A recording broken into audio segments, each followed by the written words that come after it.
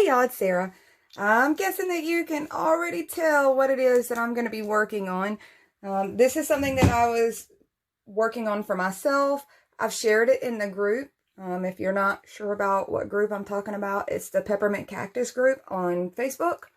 So I shared what I had gotten to so far, and some of you guys asked if I could actually share this.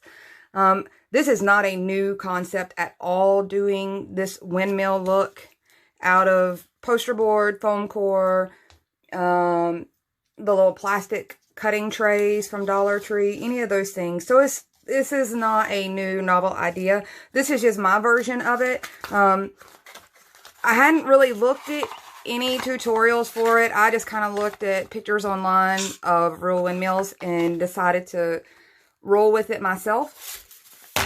But I know there are some amazing ones out there.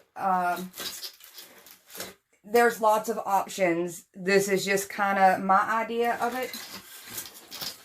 I want to show you some things that I'm going to be using. So the first thing is this 3D wreath form frame from Dollar Tree.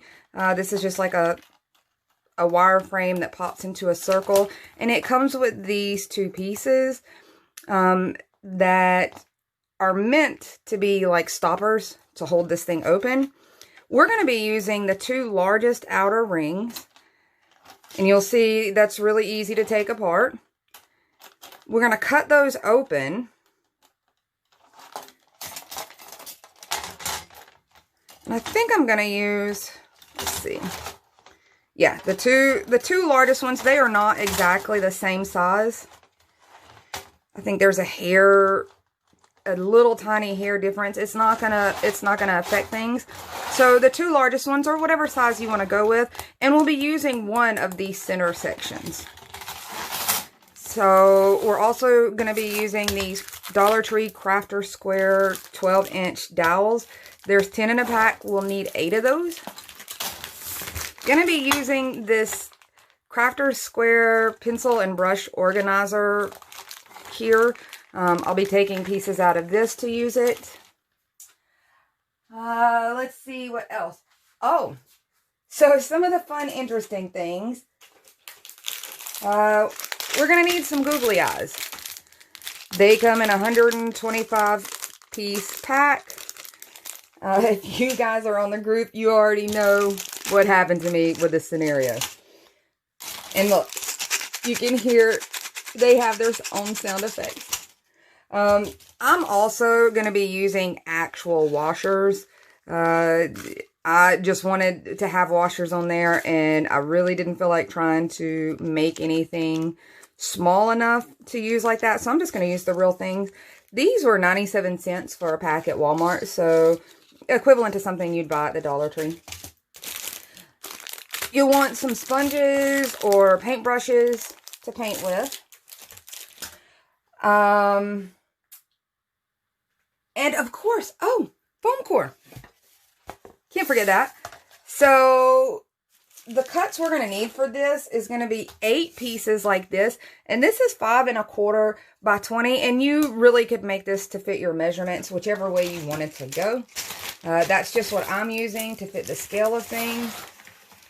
And I'm going to show you right quick how I cut these down.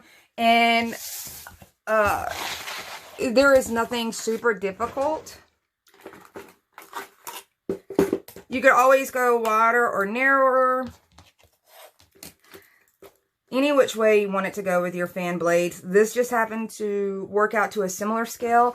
I've already done this as like a half windmill. And after seeing my little half windmill, I really, really wanted that in a full size.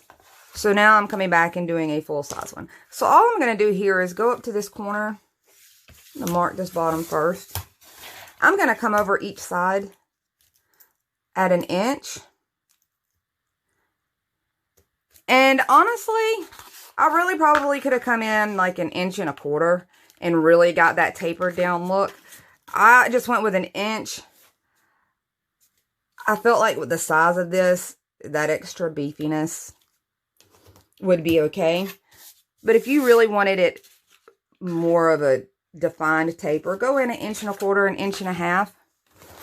So I'm going to come right up here to the very corner of that.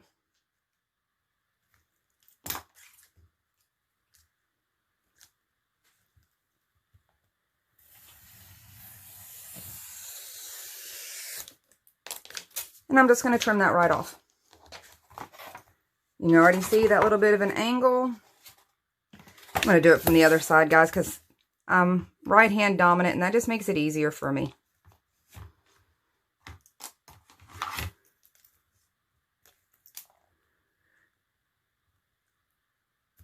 I've got a glare on my ruler. It makes it a little hard to see. Same thing, I'm going to come in at this little angle to my little spot that I marked down there and hit this top corner.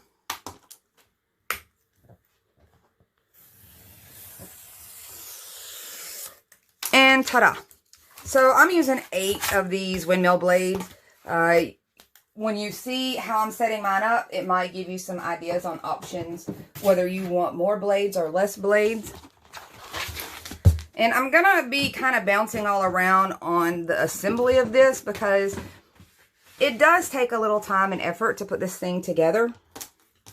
And so I'm going to be bouncing around because it just makes it more convenient to do certain parts at certain times. So the next step I did was I took all 8 of my fan blades and misted them with a cheap, really generic silver spray paint. I did not do heavy. It's simply, I just misted a coat over the surface. And it gives it a nice silver sheen. Now, the thing about when you mist this is that silver in every brand, that's why I said it doesn't matter if it's cheap or not, in every single brand, the metallics seem to dry faster. I'm not sure. I suspect that it probably has to do with the metallic flakes that they're using in it to give it that look and to make that pigment. I feel like it's more maybe of the pigment flakes than it is moisture, so it does really quick on drying. And because it's a thin coat, it doesn't get wet enough to sink through this paper and cause any disruption. Now, if you do a couple coats, I tried something where I did a couple coats in black to get full coverage.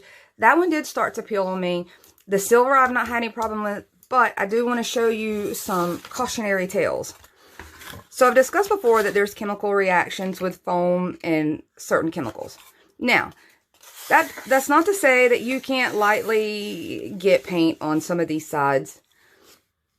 If you look here, and I don't know if you guys can see that, what has happened there is that spray paint interacted with that foam and it melted some of that foam down. I don't know if you guys can see that it's almost countersunk. You certainly don't want to hit it too hard because, I don't know if you see this area, this end on me was real close and it shrank probably a good 1/8 of an inch down into there. So I do want to give you that kind of fair warning that this and spray paint, you can make it work. You can almost make anything work on this, but there are kind of precautions that should be taken with each product, each material you're applying to it. There's always like a little bit different way for each kind of combination. So I did want to point that out so you don't accidentally go in and spray it too hard and have that thing just shrink all up on you. I'm going to get into the painting here shortly. I did want to show you a few things really quick so that I can move into the fun stuff. So putting together our giant framed circle. All I have done here is taken the 2 largest rings, and even if they are not the exact same size, it's okay. You're going to take those rings and pop them in half. Now, honestly, this one, you can see that seam isn't even all that greatly sealed. If you bent this back and forth a little bit, I'm not breaking this one apart because I may actually want to use this to do this for fall. But all you have to do is wiggle right at the seam. Each one should have a seam. If wiggling it just a little bit doesn't pop it apart, if you luck up and get one that's really welded together nicely, some wire cutters, tin snips, whatever you use to cut really difficult things, pop right along that seam and it's going to spread apart. So once I did that, and you can see I have a big giant circle, I took this thing and I stretched it all the way out until it was in half. I took the other one, stretched it all the way out until it was in half. So I had 2 half circles. Now I had just Dollar Tree black electrical tape out in order to seal mine together to make my big giant ring. Sorry, I know it's a little too large to kind of fit in the whole screen. And electric tape was going to work fine. However, my husband, being the tool man that he is, he had these wire shrink tube things they heat shrink and they seal off really nicely. So he went back in and popped those on there for me. It's not necessary. You can totally do it with just the electrical tape, although he took that extra step for me. So that's getting your really large ring, and I don't even know exactly how wide this thing turns out to be once it's finished out. So let me check that really quick for you guys so you kind of have an idea. You're going to get about, because these are a 14-inch form, you'll get about a 28-inch ring. That's what I was thinking, but I kind of wanted to make sure. And mine's pretty round, so that's good. It doesn't have to be absolutely perfect. And if you tape yours with duct tape or electrical tape, don't panic. We're going to be able to hide that spot on each side because we'll have a blade that'll be able to go over that and hide that. So if you have to go a little extra with your tape, or even if you don't go a little extra with your tape, when we go to hot glue this thing in place, we're going to use quite a bit. So that's going to help seal it together too. So next thing. I know, guys, it's all over the place. But I kind of want to give you your prep work first, where you can sit and do all of your painting details and that kind of thing at the end. I don't know. That's how I tend to do things. So I want to pull out some of these things and tell you where your prep work can go on these things. When you are misting your foam core with your silver, there's a few things that you might want to go ahead and do along with that so that you don't have to go back to it. I'm going to put that one to the side, and I'm going to bring out this little piece is the base of this organizer. You can see how that looks. So what we're going to end up doing is we're going to take something like this or something like this, and I'm not going to cut too much into mine because I still plan. This one actually came off of the one that I use as a paint organizer or a brush organizer. So I'm going to come in with a marker. A Sharpie works best. And just going to grab my ruler. Something permanent works best. I'm going to mark off where I want to snip that plastic out of place. So I don't know that anybody has tried this method. This right here is a really cool way to go because it makes it so sturdy, and you're going to see. So I'm going to start right here. There's 4 sections on it you'll see that are completely straight. I'm just going to start right on one of those.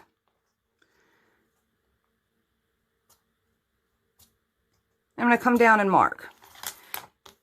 So I will cut this section, and this section out right at that mark.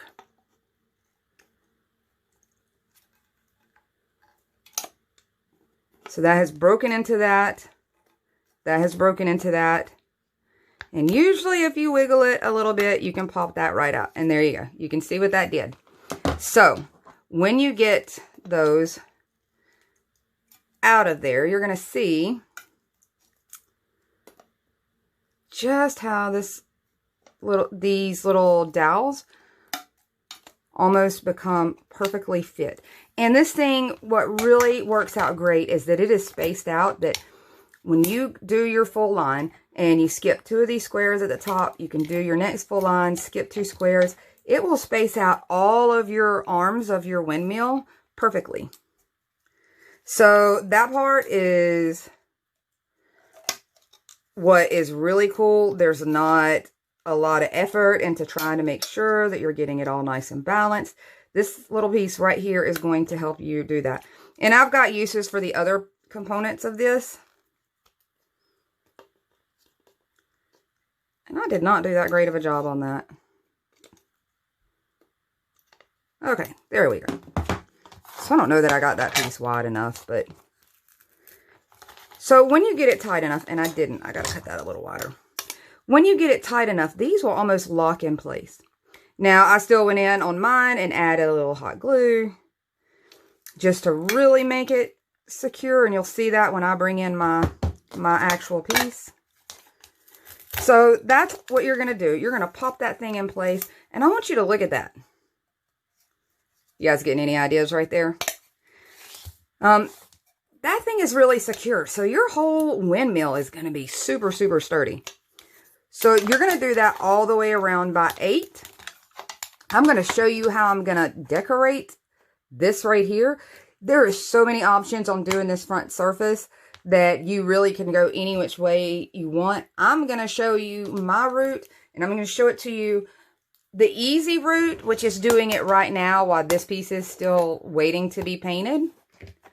That way you can spray paint this whole thing, your dowels and everything all at once as one easy piece, along with your little googly eyes, because you don't want to do them individually. That did not go well for me. A couple other options, if you don't want to go into all of the details I'm about to show, here is the other part of that. You can see here, I went ahead and popped a little silver on that so you could see. You could very easily just attach that. It gives some more dimension. It gives some more detail. That absolutely would work. I just kind of wanted to show that. I've got a million plans for these. If you can find them. I know they can get a little hard to find. If you cannot find them and you want some ideas, these right here are a decent idea. This is the stovetop cover. But I do love this. This is what my half one was done with. And it held up so, so nice. So, what I'm going to show you is a few decorative things. Take a couple of these washers out of here.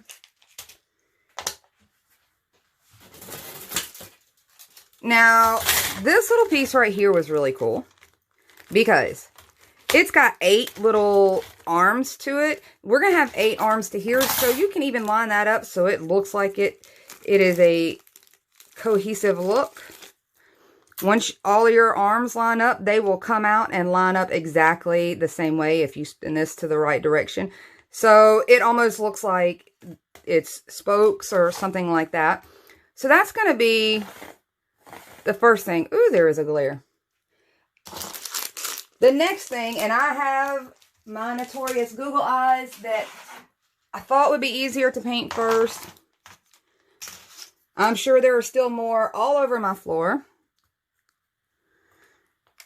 So this is one of the large ones. That one has been done for my center.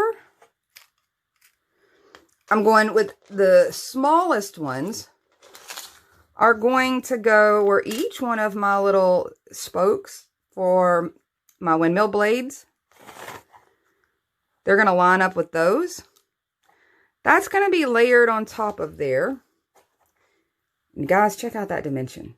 Here is the really cool part too, and I'm going to just show you one. So, right where this washer has its hole, I'm going to put quite a bit of glue across this guy. When I go to put that in place, and I push that down, that bit of glue squished up in that center. It's perfectly center on that thing. And this little guy will pop right in place. Now, I'm going to tell you on this, don't fret too much about your hot glue spots. So, for instance, once I got all of these in place, and you'll see my example in a minute. Once I got all of these in place, I hot glued right across here, dripped it all down in those little things, and this thing is going to be just as secure as can be.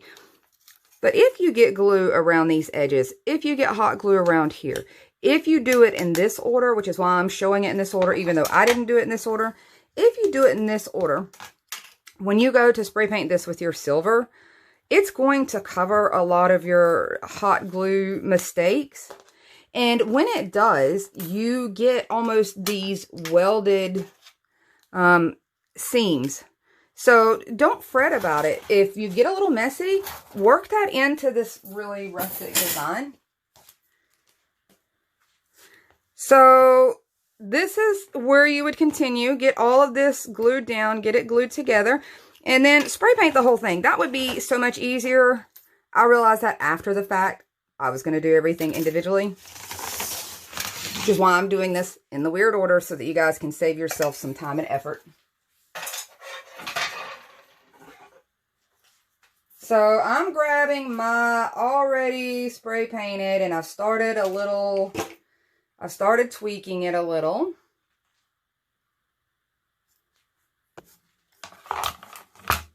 So here we go. I've already started rubbing some paint on there. Look at that. How cool is that? Do you see those little bolt looking things out of the googly eyes? It still rattles though. I don't know if you can hear it. It still rattles. But look how strong and secure this guy is. And I'm going to show you the back and what I did. So I dropped my glue down into, these things were wedged in really nice. I just sealed that off. This thing is going to, it's going to hold up. You could actually probably come in with something like, other than foam core, something heavier, like an actual wood or something like that, and still use this form right here and be able to support it. So if you don't want to go with foam core and you want something a little more permanent, if you work with wood, this still is a good setup for that.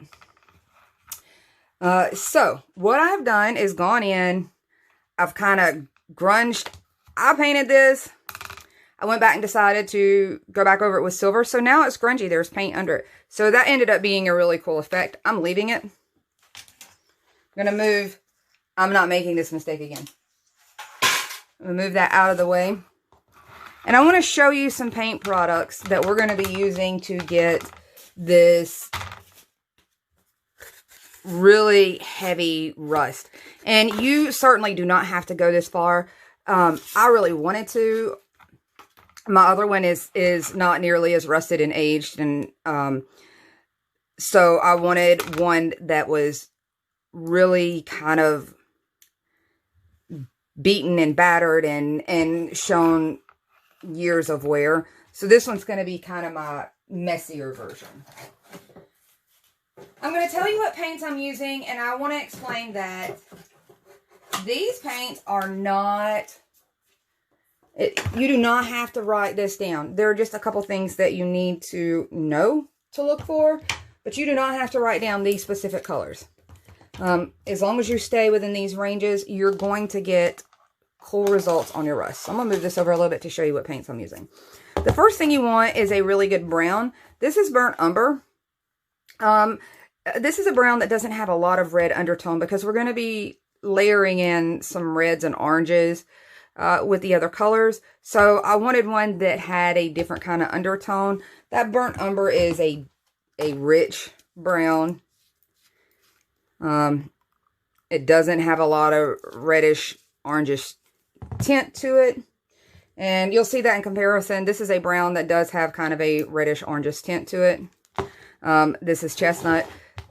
This I'm going to put in my orange, but any kind of dark brown shade, any of those are going to work. With the reds, I've got Tuscan red, barn red. They also have a color that's brick red that I really like. Any of these kind of tones, not so much in the burgundy range. These almost have a orangier undertone, where like in the burgundy range, in the Merlot type ranges of dark reds, you get more purple undertone. These are leaning more towards the reddish orange red undertones. So anything in that deep brick red range. Black, just plain black, any black. So I'm bringing in several different types of paint. Here's one of the things. Typically, when we're doing the wood look, and that is a full surface coverage, we don't want to use these products. These are not best for that look and longevity. However, we are only hitting certain spots of this foam core here. We are only hitting along certain edges. This spray paint has already kind of helped protect that for us. We are not doing a full coverage, so we're not having wet material sink in and break up our glue underneath there. So it goes back to each look kind of brings its own way of getting it and trying to keep it to hold up. So the last color range is going to be something in your orange color range. I have got this Pueblo color, which is like a terracotta type color. I've got Waverly chalk paint and pumpkin. I know there are a lot of people that do not like to see faux rust put on faux galvanized things, because they're like, the whole purpose of galvanized is so that it doesn't rust. I get that. Totally. So this is for you guys. That way that it doesn't mess with your brain in that. So obviously this is not a galvanized look, but it is an aged metal look. I have already started on this piece. It just had a light silver coat. And with that, that means it took in some spots really shiny where I might have hit it a little more than other spots. And in that, it left a little paint particle texture behind it along with the texture of the paper. So we are going to use that tiny little bit of texture to our benefit. If you've ever seen hammered metal, polished metal, metal that has been manipulated, that's been machined, you see a lot of the scratches, the swirls, the spots where it has been buffed out, where it's been polished out, and that's kind of the way we're going with this. So all I've done at this point is poured my black, and I'm going with mostly on the black. Certainly I'm going to go with the acrylic versus chalk, because I don't want as much pigment this time, and I'm not even going to barely be using that much product. I'll grab my little paper towel here,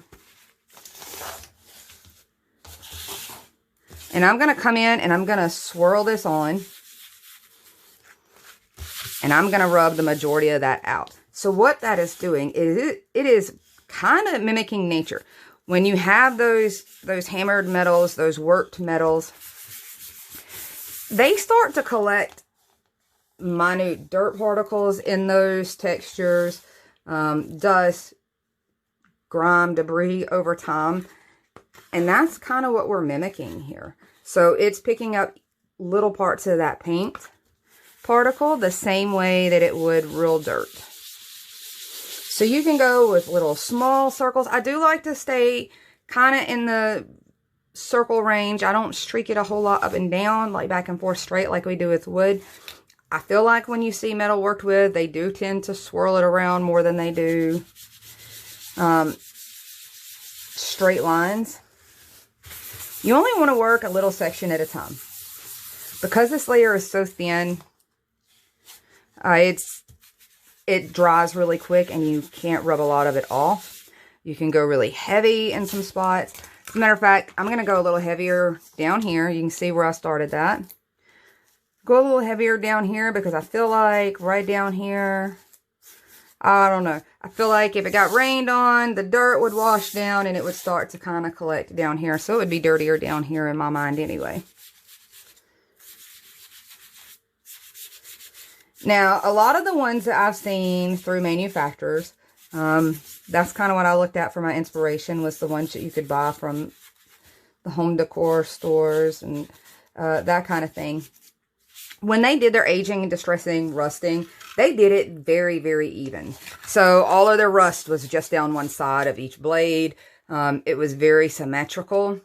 And while I get that in decor, you might want that, I really am shooting for more of the idea that I went and pulled this off of some farm.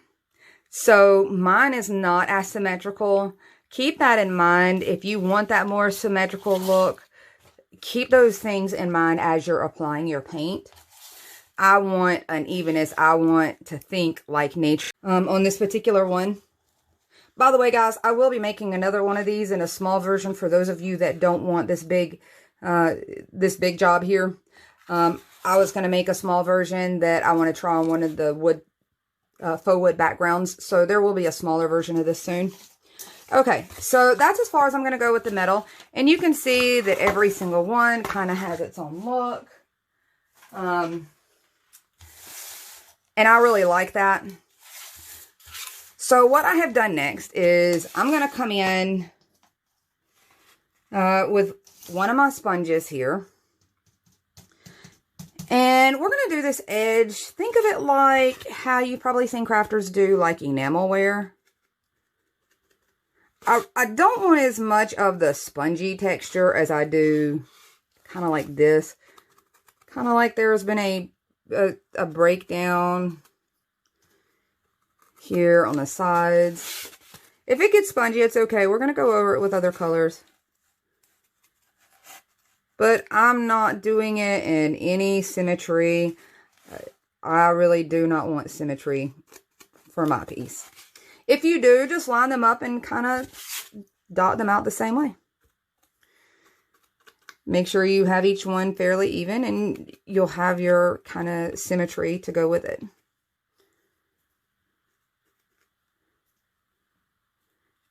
And if you notice, I'm getting this on with a actual coverage. Like that is nicely covered.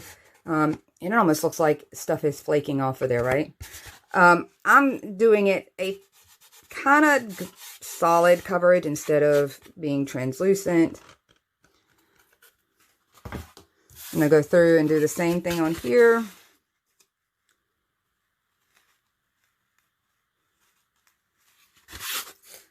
You can see the different looks you get from that. I keep spinning my sponge so that different parts are hitting and applying that paint differently.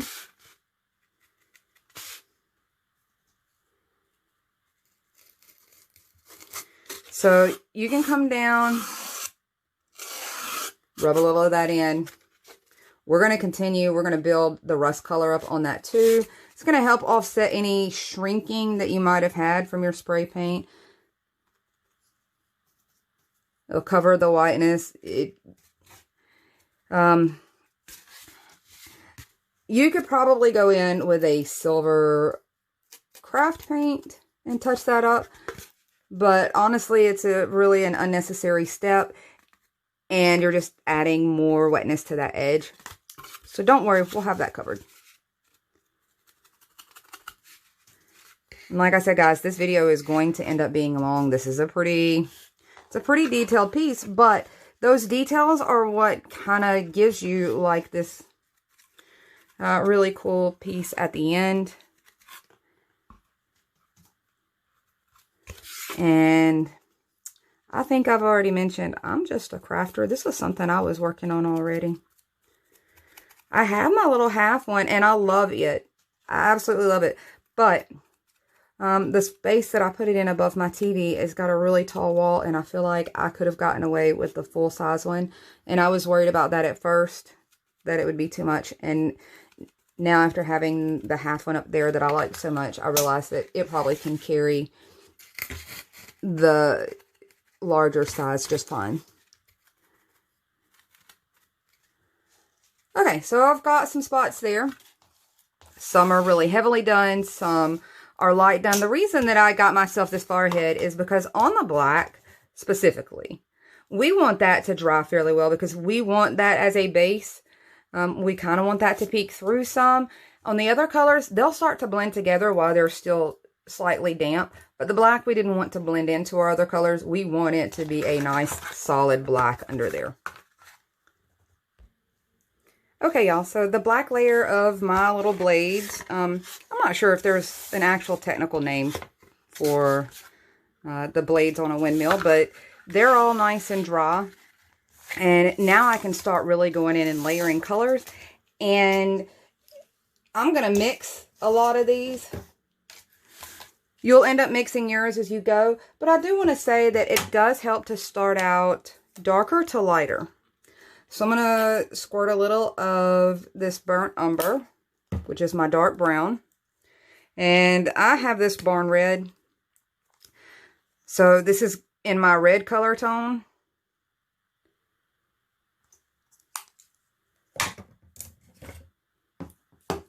And I think I'm going to choose...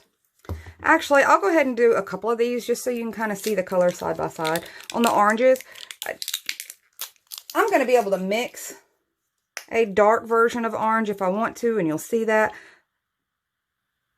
But I just wanted to show you some of these in comparison anyway, because you'll see me play with these colors as we go.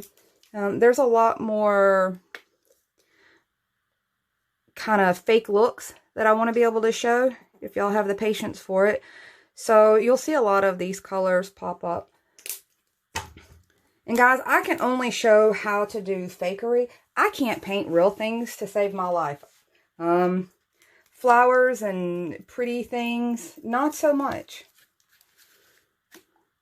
But if you want to fake something out, stay tuned. Because I have a lot more fake looks coming. Okay, so you can kind of see those oranges. All these colors make me think of fall right now. This is a perfect fall color palette. Okay, so enough jabbering. I'm going to come in with my little torn off little grungy sponge. Actually, I'm going to grab this one because it's a little easier to hold on to.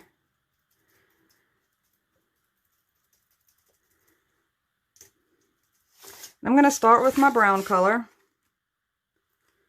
And I'm going to go in fairly similar to just like I did with the black.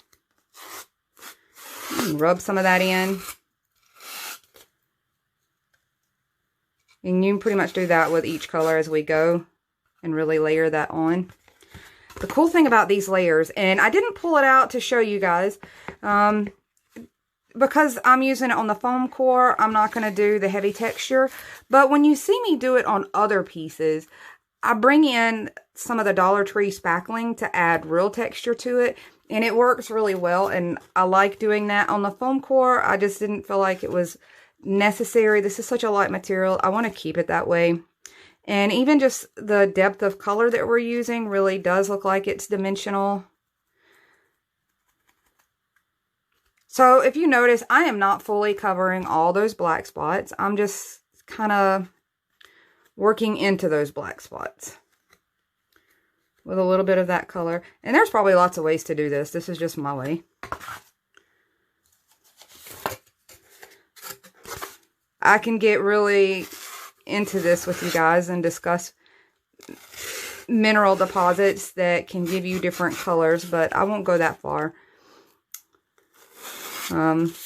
If you were really trying to match to a certain type of metal or rust results.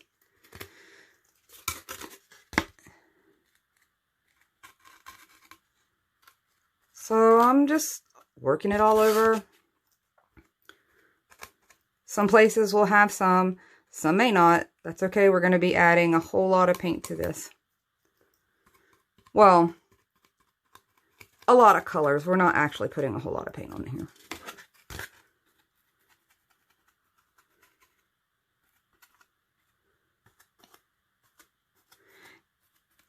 And I like turning my sponge all different directions so that the shapes are not uniform. I'm not really trying to get it a spongy look. I'm just kind of getting it a blobby look.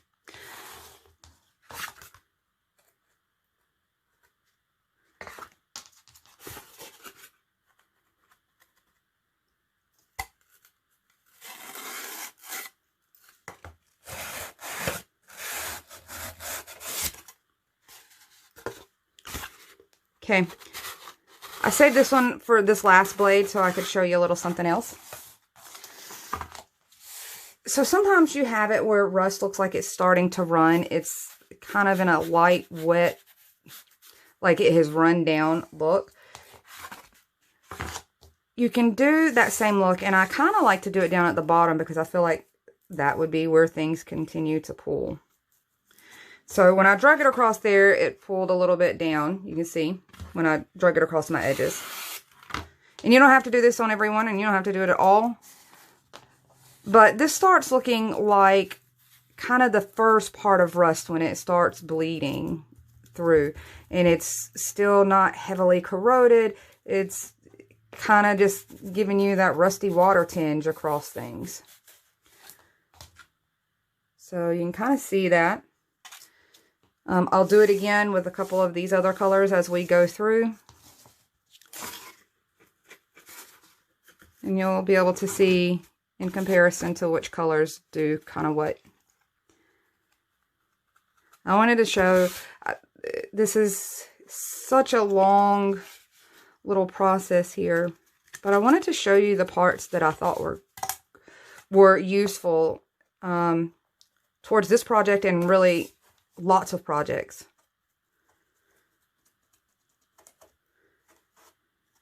Sometimes it's usually the most random thing suggested that gives me certain ideas, so I kind of hope that for you guys.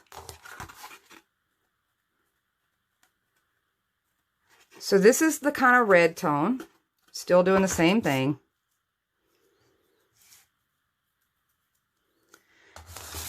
And I'm really working around where the brown already was. That way it gives the brown a little time to dry before blending my red into it. So this one I'll go ahead and take and use this red to kind of bleed down that rust color here. My preference is to use kind of one of the orange shades, but they all have a look to them.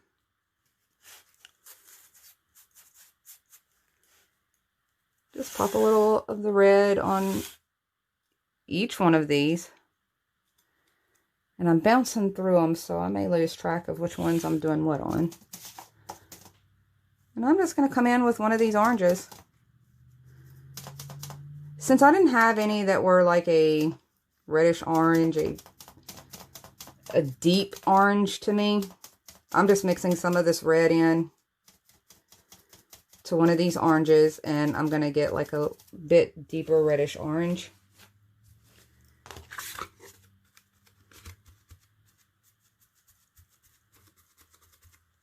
Oh, there we go. Can you start to see? So now you're seeing a little bit of each of those colors pop through. Like there has truly been some kind of reaction in natural elements. It's time consuming when you're watching it. However, if I wasn't sitting explaining it, I would hop right through this. And after your first piece, you probably will too. I'm just going into probably a little more detail, explaining it.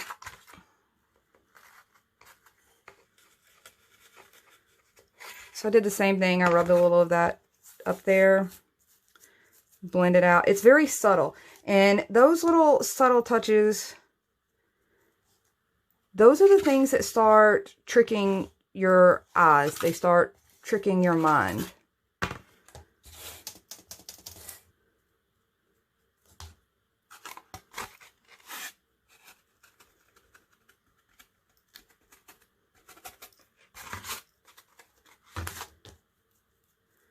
And each time I do this, depending on what I'm doing it on, I use a different type of applicator, whether a sponge, this kind of sponge.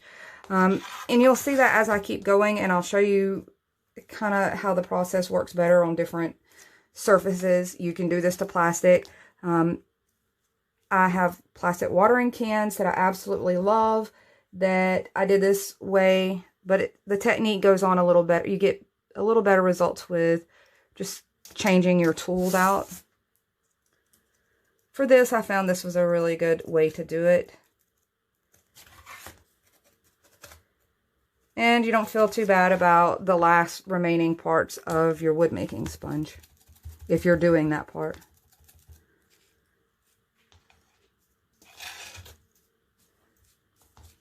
So I'm only going to do one to completion because I feel like I'll get lost in this process.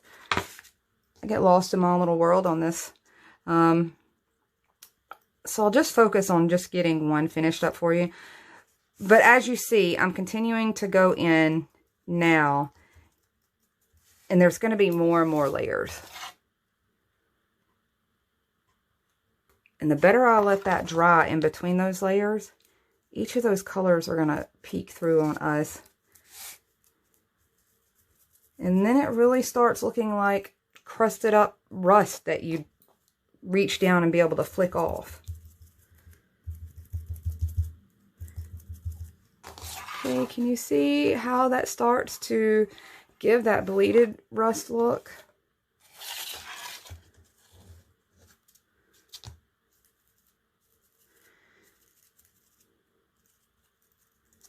Now, I want to show you, let's see if I can make that a little too dark. I want to make something a little dark so I can show you if you encounter a spot and you don't like necessarily the results that you're getting. Come back in with like just a bristly brush into your black and just spot paint a little black. Let's say you got too much color of one color in one spot. I'm just going to camouflage it a little. That way you don't feel like, oh goodness, I've kind of ruined the look of that whole piece. This is just a little corrector's tip. So pop that black around it, and it'll tone down the solidness of whatever color you accidentally may have laid too much of. And that'll kind of help you fix any problems you might encounter. It's really forgiving though, and the more you layer just light little touches, and a lot of times just rubbing it on, which means you're using even less paint, you really start to get this gorgeous patina on this. Okay, so hopefully I explained that in depth enough, because that's one of those things that I don't want to fast forward through that. I don't want to skip through that kind of information, because that is a technique that can benefit you with anything other than a craft that I show you. Like, you don't even have to apply it to anything I showed you, but you can use it for something else later. It's just kind of a tool to put in your crafty little arsenal. And I really like that ability. That's something you can take with you. And once you learn it, you've learned it. Okay, so now here's something that I want to show just before I finish this part up, is bringing in something of a bright orange. This is the pumpkin color. Can you see? I am barely edging that. Now, right now, when it first goes on wet, you know, you're going to think, oh no, I might have gone too far with that. Just keep in mind that it is going to dry. It's still going to be bright, and you want it to be just a little bit, and you're not using a whole lot. You can see, like, I am barely skimming some spots. But once it dries, you know, paint has a tendency to darken a little as it dries. And as it soaks into those colors below it, it's going to tone it down a hair. But you're still going to get a little of that brightness that just really brings the idea that there was water dripping down and rusting that out.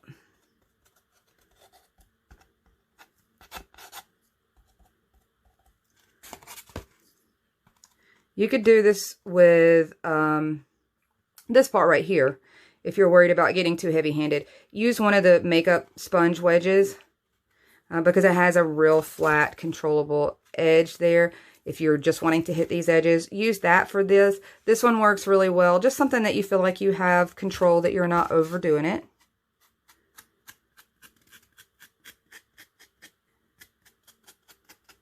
And guys, look at that. Do you see all that? when that dries and all of those layers kind of materialize through one another, that becomes really cool and really textured. Okay, sorry, I'm getting really excited over just the paint part. So, now I really could come out super far. This is still going to give me a place to align. I want to remember that I need to have some of my little fans align on my connector points where your electric tape or however you bonded that together. So I'll start with those two spots and make sure that I've got some alignment on that.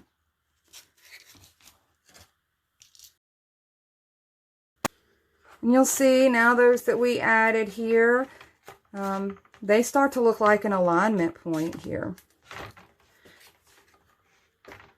You'll be able to do that with all of those. Get them all in place. And then you're going to start gluing all your pieces down. Now, I found this easier with my other one to do this upside down. So I'm going to have to dismantle it this way. Get it all flipped upside down.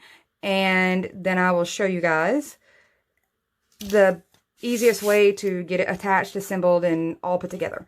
So I'll be right back with it flipped upside down. Okay guys, you see that I have skipped ahead a little bit to try to get me a little bit closer since this is such a long project.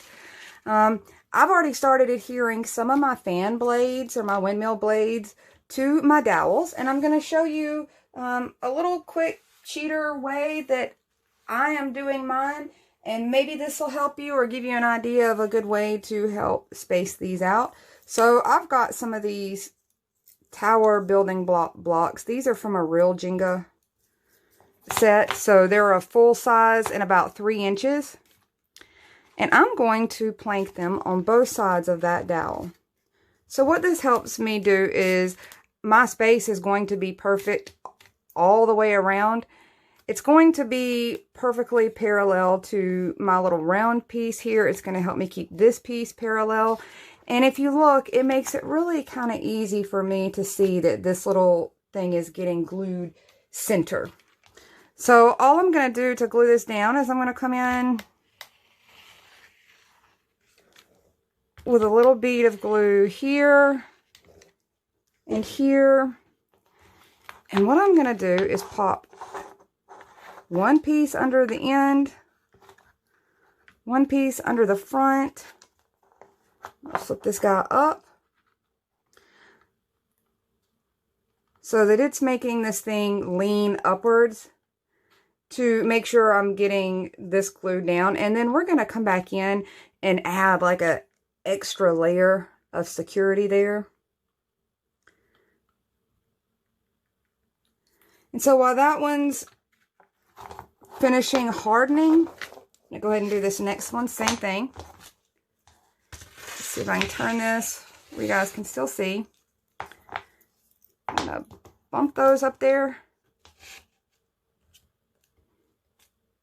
Pop that into place. I'm looking, I've got perfect alignment there. Kind of hold everything down. Run my first bead. And it's kind of getting underneath there because I've got some things on here that make this at an angle. So it's squishing under there. And then when I lift it up like this, it's using its own weight to hold that down against the blade. So while this one is hardening, I'm going to come back over here to this fellow. And I am really going to put a thick line up that.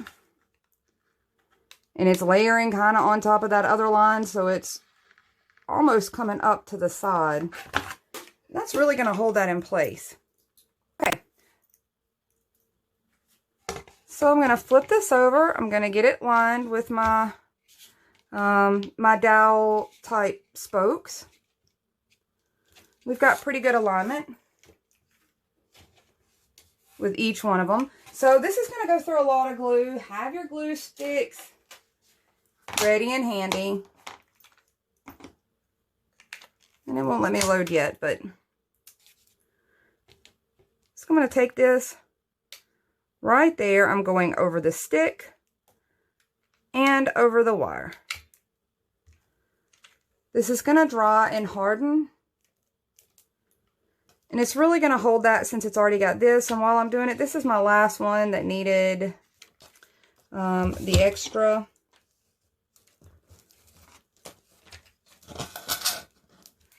I really need to get the rope kind of glue sticks. I feel like there are times like this where that would be so super handy. So this part is probably your kind of longest part here. And that's just holding this in place long enough for this to actually harden around that. You can do it a couple times if you want to. I usually use my fan. So I've got to move everything out of my way in order to flip this thing over. And I'm not even sure how large this has now become. Let's find out. So we are at about 54 inches, guys. That is really large. That is a very large statement piece. And for what we're in this, we are less than $10. I think it's closer to $7. And that's with options that you don't even have to add. That was with me spending the 97 cents and buying real washers because I wanted real washers on here. And so you can remove a few things, add a few things, and this still is a 50-something inch piece. I'm getting all my glue strings off. A 50-something inch piece. For those of you with like the big, tall walls like me, this would end up being a really great piece. It's very lightweight, easy to get up there and hang. You're not putting a super heavy piece that typically at a size and scale of this, it's going to be really heavy. You're not going to have to do all of that. So I really like this scale, and I'm able to get such a nice scale because this thing makes it so secure. And I'm just going to come in here. It looks like I covered most of my little rust spots with my fan blade. So I'm just going to add a few more. Just going to pop some in there. There's barely anything on this sponge.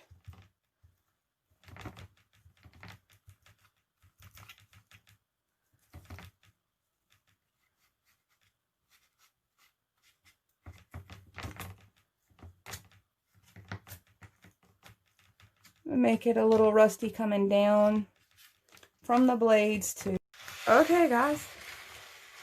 There we go. This thing is really large. Like, it is very, very large. I mean, to me, I'm only 62 inches, so this is really big. I want to try to span it back and forth so you can see. And I am zoomed out as far as my camera will zoom out. This is such a big, nice piece. And you don't absolutely all have to go as dingy and dirty and rusty and kind of farm grimy as I did. But I wanted this one to look that way versus my other one that is way simpler. It's a lot more on the shiny side. This one really gives that old life look. And I want you to see now where the bright oranges have had time to dry in. You can see that. It just looks like there's still rust collecting on it and recently running down. Just from those few little light hits with that really bright orange. So I hope you guys enjoyed this. This was strictly a craft that was for me. And since some of you wanted to know how I would put one together if I was doing it, the only thing that I want to point out is I did not end up doing the inner wire. You very well could, Mine are spaced out. I could go either way. I still might. I just have to be able to do it without my adhesive showing a whole lot, or I have to be willing to go back in and cover up my hot glue. I don't know. I do kind of like it. Tell me what you think. I have not glued that part down. I still have time to think. I don't know. So many options. That's kind of what I love about crafting. You can customize it pretty much any way you go. I'm going to give you one last look at the back of this while I go in and finish adding my glue. Love this method. This is not the first thing that I've done this way. It's certainly not going to be the last. But I really feel like, as far as crafting goes, for me, it's one of the sturdier ways that I've been able to accomplish certain things. Especially if I'm working with dowels. Okay guys, I forgot to share one more thing. So I came back in and I had some of my medium size googly eyes painted out. I came in and I put those down towards the top of my windmill, and I just had a bunch of pieces of wood around me. So this one that I ended up using, just in case you wanted to do something similar spacing wise, this one was 3.5, so it's a little bigger than my Jenga block. It was just a scrap from something, but it gave me a nice spacing right here at the corner each time to pop those in place so they would really be nice and even. I think that was the only thing I wanted to tell you. I didn't want to leave that out because this was going to be a detail that you saw on my final piece, and I didn't want to confuse you that I went back in and did that.